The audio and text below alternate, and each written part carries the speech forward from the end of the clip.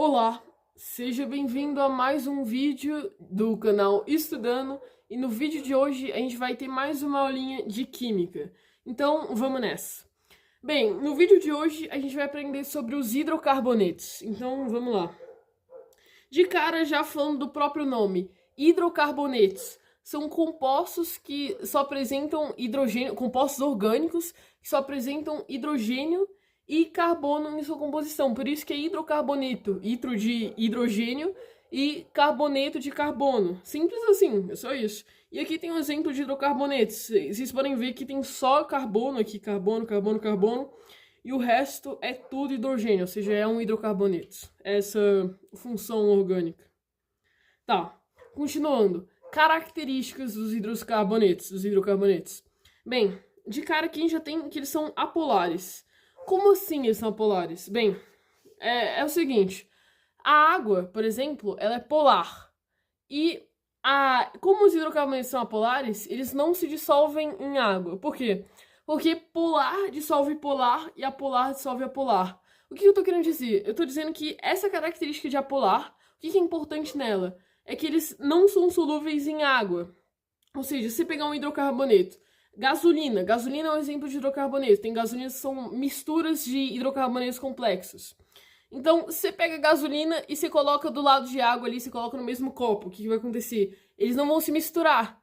Então, se você, por exemplo, tiver com gasolina na mão e você quiser lavar ela na água, assim, só na água, não vai dar certo, porque elas são apolares. É só isso, isso que significa ser apolar.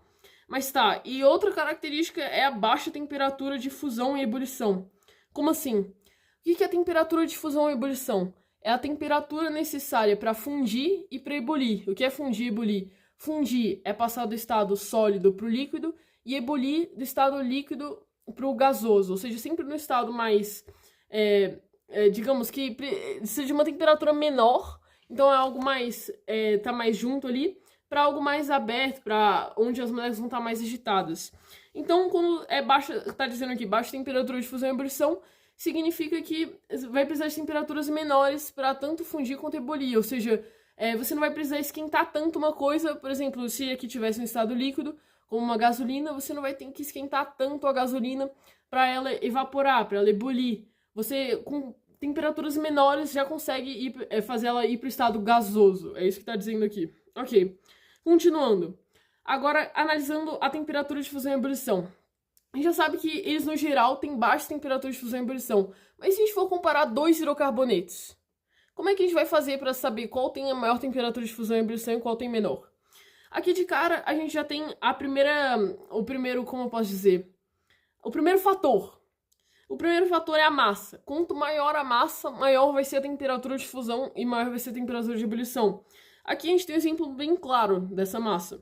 Aqui a gente tem uma molécula de hidrocarbonetos grande e aqui uma pequena. Claramente, essa grande tem uma massa maior, ela tem mais carbonos e mais hidrogênios, consequentemente uma massa maior aqui. E o que está acontecendo? A temperatura de ebulição e fusão dela é maior, consequentemente. E essa aqui que tem menor massa é uma temperatura de fusão e ebulição menor. Porque é muito mais fácil você esquentar uma coisa com uma menos massa aqui, essa coisa aqui, do que você esquentar uma coisa com uma massa gigante. E aí você vai precisar de temperaturas maiores. E aí, consequentemente, maiores temperaturas para fazer tanto fundir e ebulir. Então, é isso. Outro fator aqui. As ramificações. Quanto mais ramificações tiver, menor vai ser a temperatura de fusão e ebulição. Como assim? Aqui a gente tem a mesma molécula, esse C4H10. A gente tem duas representações dela. Uma sem ramificações, tudo uma cadeia linear aqui. E outra com ramificações, com uma ramificação. O que acontece? Isso aqui é mais complicado de você esquentar e fazer fundir e ebulir. É uma coisa com uma superfície de contato maior. Você precisa de uma maior temperatura ali para conseguir equilibrar a temperatura daquele lugar e fazer com que vá para o estado líquido ou para o estado gasoso. Aqui, já esse com a ramificação, ele é algo mais compacto. A superfície de contato dele é menor. Então você vai precisar de temperaturas menores para tanto passar do estado sólido para o líquido, quanto do líquido para o gasoso. E é isso. Ok, agora entrando na classificação deles. De cara aqui a gente tem os hidrocarbonetos alcanos. Como assim alcanos? Bem, sempre que tiver esse al aqui na frente, vai estar falando de cadeia aberta. E quando tiver um an, é porque tá falando de só faz ligação simples, ou seja, são hidrocarbonetos que em sua composição só fazem ligações simples, só tem ligação simples ali entre os carbonos e entre os hidrogênios também. E os hidrogênios sempre vai ser ligação simples, mas só que entre os carbonos tudo ali vai ser ligação simples, é isso. E aqui tem uma fórmula deles, é CnH2n mais 2. Como assim? N aqui vai ser o número de carbonos. Então, sempre que você tiver o número de carbonos, aqui como exemplo, a gente tem 2 carbonos nessa cadeia, sempre que você tiver o número de carbonos, dá para achar o número de hidrogênios usando essa fórmula. Como assim? Você substitui aqui. Se a gente tem 2 carbonos aqui, 1, 2, é só a gente colocar aqui N igual a 2. Então, C2, aqui já vamos escrever C2, e aí é só você multiplicar esse N aqui vezes 2 e adicionar 2. Então vai ficar 2 vezes 2, esse aqui vai ser um 2, né? Porque tem 2 carbonos. 2 vezes 2, 4. E 4 mais 2, 6. Ou seja, vai ter 6 hidrogênios. E se a gente for contar aqui, tem exatamente 6 hidrogênios. Então você sempre pode usar essa fórmula. É claro que você pode contar também, mas só que se tiver o número de carbonos, usando essa fórmula aqui para os alcanos, você consegue achar o número de hidrogênios. Ok, agora os alcenos. Também começa com al, então também é cadeia aberta. Mas só que agora tem um en aqui. Esse en é que vai ter uma ligação dupla, nem mais nem menos. Ou seja, vai ter uma ligação dupla nesse composto e o resto vai ser tudo ligação simples. Aqui a gente tem um exemplo, tem uma ligação dupla e aqui o resto tudo simples. E poderia ser uma cadeia gigante. Para ser alceno, tem que ter uma ligação dupla e o resto tudo simples. É essa a classificação. E aqui está a fórmula dela. Então é só você pegar o número de carbonos e multiplicar por 2 que você acha o número de hidrogênios. Ok. Agora temos os alcinos. Al também é de cadeia aberta, porém esse in aqui é de ligação tripla. Então agora vai ter uma ligação tripla e o resto vai ser tudo ligação simples. Aqui a gente tem um exemplo, uma ligação tripla. E aqui a fórmula dele é CnH2n menos 2. Agora a gente tem os ciclanos. Então antes era al, cadeia simples. Agora esse ciclo aqui, que vai estar na frente, vai ser de cadeia fechada. E o an, a gente sabe que é só ligação simples. Então vai ser cadeias fechadas só fazem ligação simples. E aqui, CnH2n é a fórmula dos ciclanos. Ou cicloalcanos também, pode serem chamados. Ok? Agora, os ciclenos.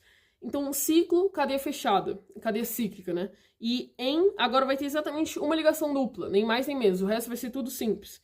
E tá aqui a fórmula e aqui o exemplo. Beleza. E claro, né? Eu só falo na fórmula CnH2n menos 2. Essa é a fórmula dos ciclenos. Agora, ciclinos, ou cicloalcinos também. Vai ser cadeia fechada, mas só que uma ligação tripla. Esse in aí de ligação tripla e ciclo de fechada. Então aqui temos o exemplo, uma ligação tripla aqui. E aqui a fórmula CnH2n menos 4. Agora, por fim, os alcadienos. Esse al aqui também é de cadeia aberta. Voltando lá para as cadeias abertas. Esse en é de ligação dupla, que nem a gente viu. E já esse di aqui já entra uma diferença. Esse di é de 2, ou seja, vai ser tipo um alceno, porém vai ter 2 ligações duplas. Então são os alcadienos, em vez de ser só alcenos. Cadeia aberta, 2 ligações duplas. Aqui tem um exemplo, tem 1, 2 ligações duplas e o resto tudo simples. Poderiam ser cadeias carbônicas aqui gigantescas, e só teria 2 ligações duplas para ser alcadienos. E aqui está a fórmula CnH2n-2, para você achar o número de hidrogênios, né? E beleza, aqui a gente tem um geralzão aqui do que a gente viu nessa aula. Todos os nomes, todas as fórmulas e exemplos também. E é isso. Ó, aqui temos os alcanos, alcenos, todas as fórmulas que a gente viu e um exemplo para cada.